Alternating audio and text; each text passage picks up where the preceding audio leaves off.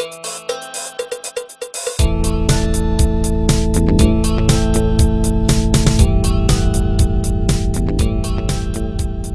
there. Recording's in progress. Don't you just love the way Zoom kind of announces these things to you? I suppose it's a good thing. Maybe you didn't know you're being recorded. Shouldn't have gotten naked in front of the computer. Sorry. We're going to do, let's see, this will be experiment number 16. And as I indicated previously, I'm doing an arc or a thread. Depends if you want to go over things or go through them. Hi, Boo. Dog's here again. So anyway, this threadly arc, this arcly thread, is on author voice and character voice. And I don't know if you can hear Al Jarreau in the background. One of my great sorrows in life. So I never got a chance to see him perform live. I had it all planned. Everything was going to go. We were going to be there. And he collapsed on stage and never fully recovered. Damn. God. If nothing else, that taught us, go see them. You know, if you really like them, go see them while there's a chance, while there's time. And we've been doing that ever since. Yeah. Anyway, the previous thing, I did character voice in number 15. And now I'm going to do author as character. And there's a specific reason to do it. You want to do author as character when the character can't articulate themselves in language. So the author needs to become the character's voice. This is different than author voice and character voice, because it's very obvious to the reader that the author is the one presenting the information. But you need to do it in such a way that the reader understands this is really coming from the character. I'm going to give you a couple of examples. First one is from Tag. It's way up in chapter 11. This is the author as the character Nori. And Nori is developmentally handicapped, what used to be called the village idiot, the simpleton.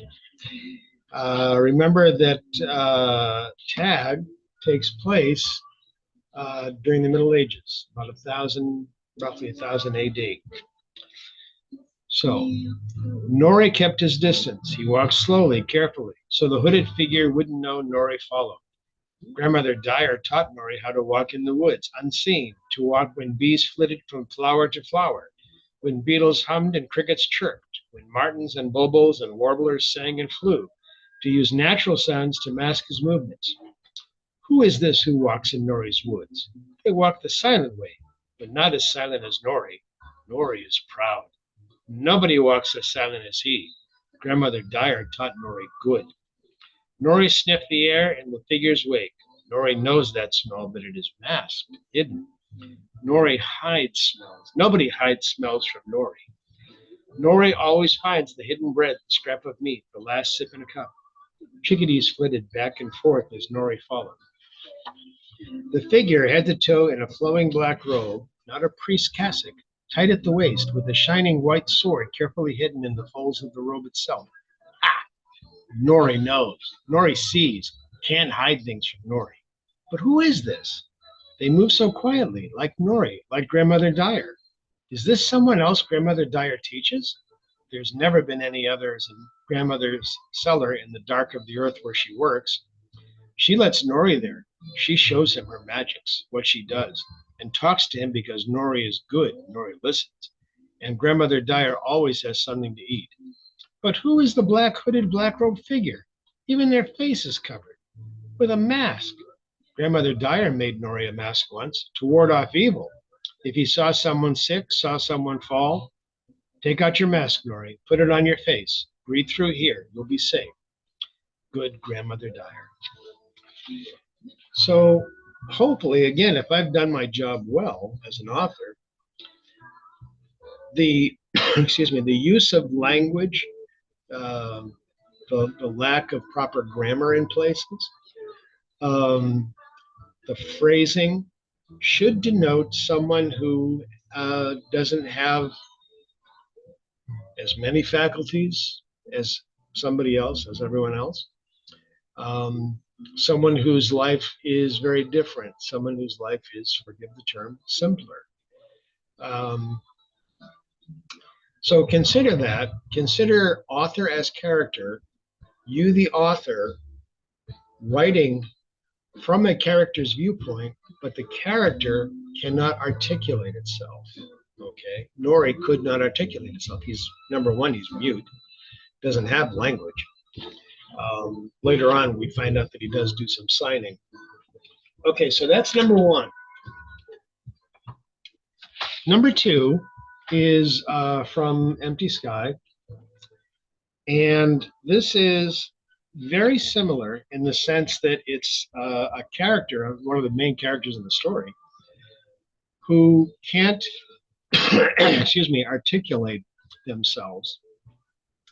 So the author, as the character, needs to express the feelings, the emotions, the energy of the character to the reader,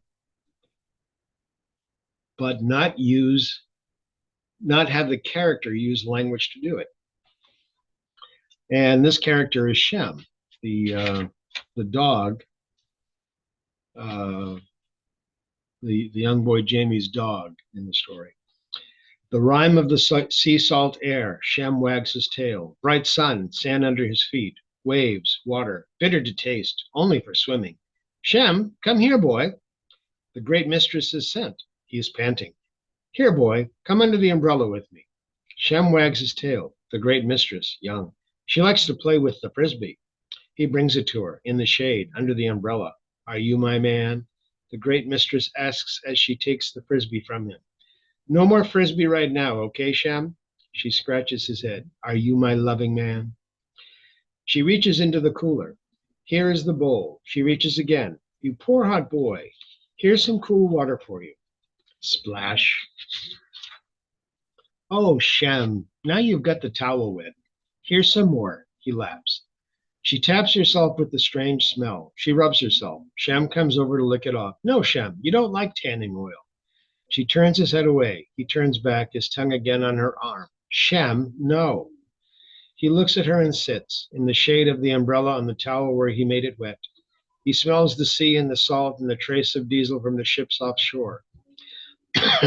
There is the scent of the other dogs, and he wonders if he should go tell them about his water and his shade and his towel and his great mistress here.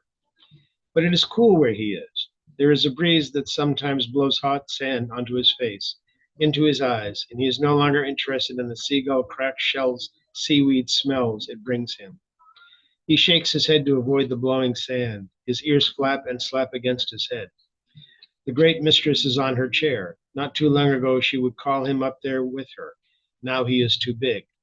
He puts his paw on the fabric of the beach chair between her feet. You want to come up here, do you? You know you never stay up here too long. You know that, don't you? Woof. All right. Come up, you big baby. Come on. He comes up slowly, circles, and lays so his muzzle can rest over her ankles. So, boy, did I get any on you? Still getting over that head cold. You should have heard me a couple of weeks ago. I couldn't even make these videos. So there you have, again, a character who is very expressive, but cannot use words to express what their experiences are. So the author has to become the character. And again, through language, through very specific cadence of language, use of language, pacing, style of sentences, convey the world of the character to the reader.